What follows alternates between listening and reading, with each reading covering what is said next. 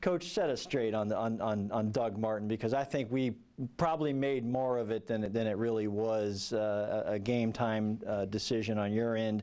I would imagine moving forward everything's fine, and it's just a situation in that game that you thought would help the team. That's exactly what it was, and you know, we felt like it was best to go with Jacquizz for that game. There's just not enough carries in the game. When you have 4 running backs and 2 of them are going to have to play on special teams for your primary ball carrier, you know, there's just not enough touches to go around. And you know, it was a decision made for last week's game, and we'll see what happens moving forward. But it's an interesting dynamic with the backs. I mean, I guess it's a good problem to have when you have so many guys who can be effective, who have different, I'll call it talents that they bring to the offense. I mean, what is Doug's best talent that he brings besides power running? I mean, he's a great pass blocker to try and get everybody in. Yeah, well, his power running is Doug's strong point. He's been very successful in that over the course of his career, you know, especially last season. And you know, even though he hasn't been as successful at that this year, he has done a really nice job in pass blocking. Coming up, 1 game to play here. 1 game to go if we get there, right? A chance to finish 9-7. To fans outside the building, that's a significant number, because we haven't seen a season-ending record like that here in a long time. What would it mean to you to see your team win this last game and end on that high note?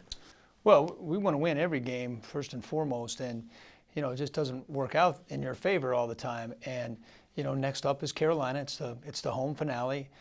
The crowd has played a huge part in our last 2 home wins. Divisional team, Cam Newton, defending NFC champs. A very important game for us. I mean, to get to 9 wins is something that is important. And, you know, we can't forget that no matter what the mathematicians say, right, you know, we still have a chance to get in the playoffs. And only so many teams get in that tournament. And once you get in, anything can happen. So, you know, we're going to put our best foot forward this week.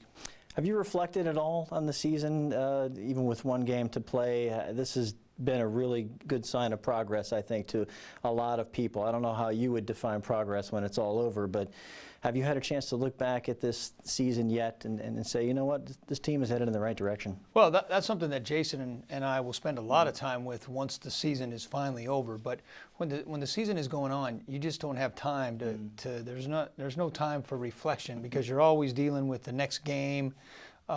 What roster changes are we making? Who's healthy this week? Who's not healthy? And then just game plan stuff. And then it's time to play the next game. So, you know, there'll be a time for that, and I'm sure you and I can sit down at that point and reflect back. But now's not the time for me to do that anyway.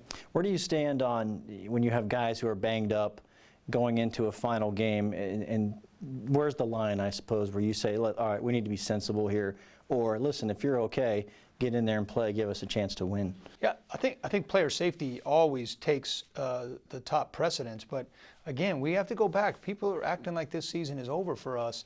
It's not that far-fetched for us to still have a shot at the playoffs. But first and foremost, we need a win this week. So all our decisions are always based on what gives us the best chance to win, and we would never put a player's safety at risk if our medical staff, which we have an excellent medical staff. DeMar Dotson's a great example. He's in the concussion protocol. He hadn't cleared it. He's still in the protocol, so you know, he's not playing at this point. And you know, we would never put a player out there that we thought that was at a higher rate of risk of injury. Finally, good Christmas. Koetter house. Get up. Did you have to cook breakfast? Walk me through your Christmas day. Well, I was up pretty early and nobody else was. Well, you were working. That's cheating on Christmas. No, I wasn't working. So I got a little work done while I waited. But after that, it was great. I hope yours was as well.